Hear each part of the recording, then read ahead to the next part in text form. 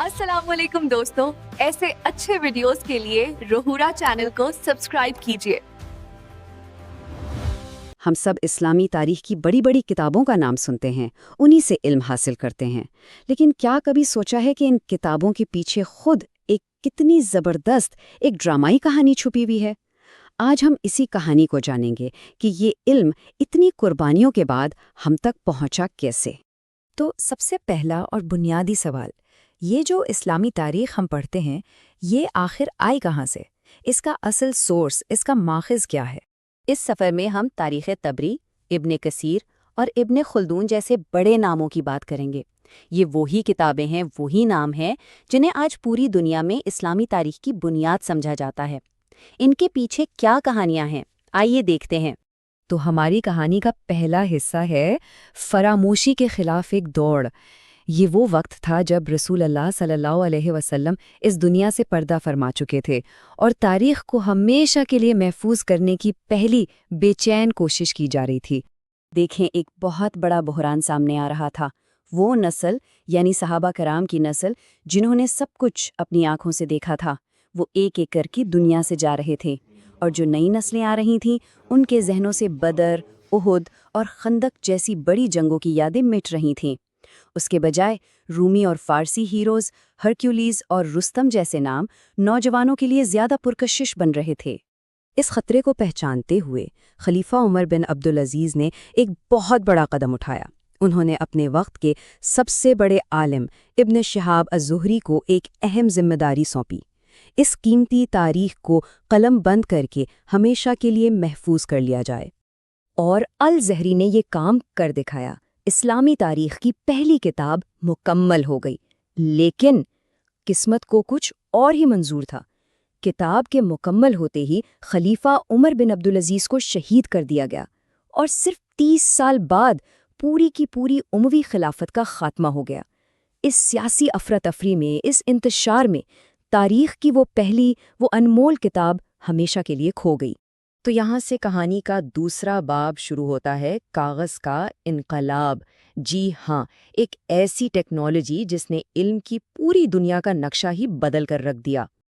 अच्छा, उमवियों के बाद आए अब्बासी और उन्होंने एक नया दारुल हुकूमत बनाया, बगदाद। यहाँ उन्होंने कायम किया बैतुल हिकमत यानी हाउस ऑफ विजडम। सोचें, ये उस वक्त दुनिया की सबसे बड़ी लाइब्रेरी थी।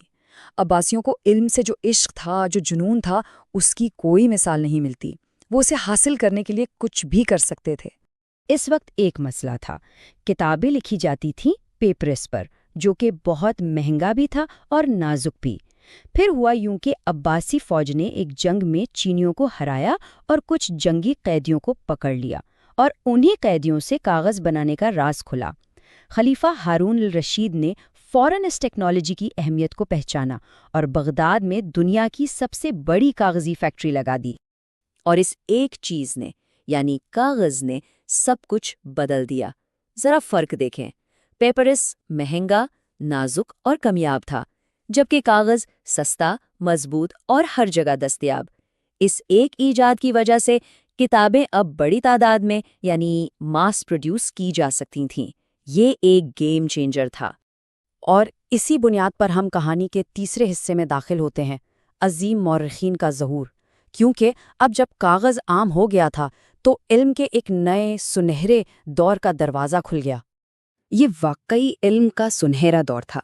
इब्न हिशाम ने अपने उस्ताद इब्न इसहाक की खोई हुई तारीख को बचाया और उससे दोबारा लिखा। अल-वाक़िदी और उनके शागिर्द इब्न साद ने इब्तिदाई इस्लामी जंगों और सहाबा की ज़िंदगियों को कागज़ पर हमेशा के लिए अमर कर दिया।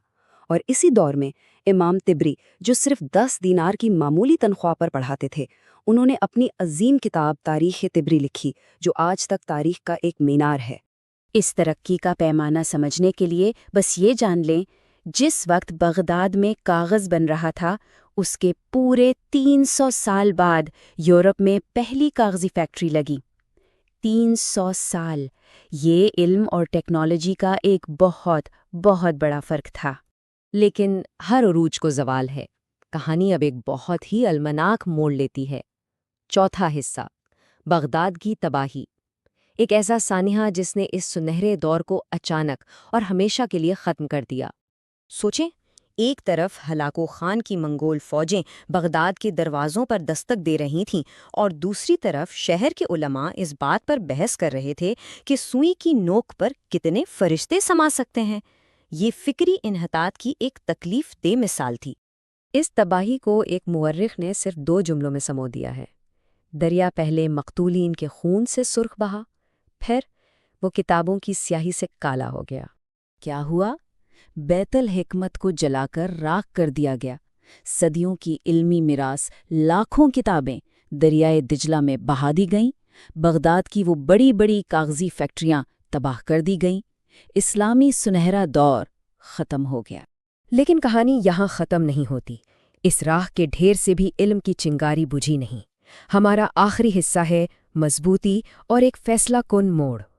اس تباہی کے باوجود ابن کثیر اور ابن خلدون جیسے عظیم ذہنوں نے نئے شاہکار لکھے، لیکن اب ایک بہت بڑی اور تلخ تبدیلی آ چکی تھی۔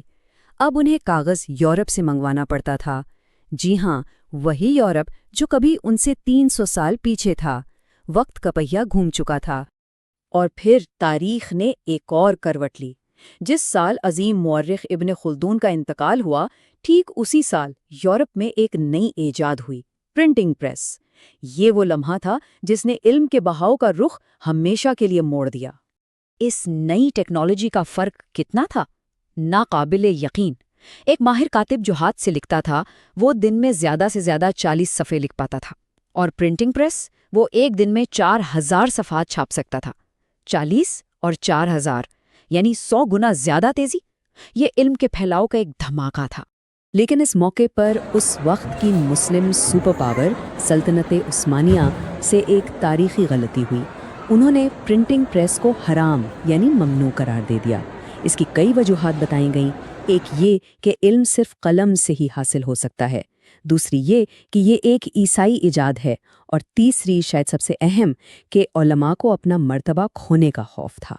اس ایک فیصلے کا نتیجہ کیا نکلا؟ وہی 300 سال کا فرق۔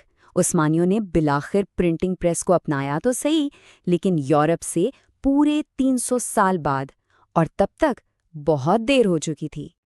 اور یہ پوری کہانی ہمیں ایک آخری اور بہت گہرے سوال پر لا کر چھوڑ دیتی ہے۔ نئے علم اور نئی ٹیکنالوجی کو ٹھکرانے کی قیمت کیا ہوتی ہے؟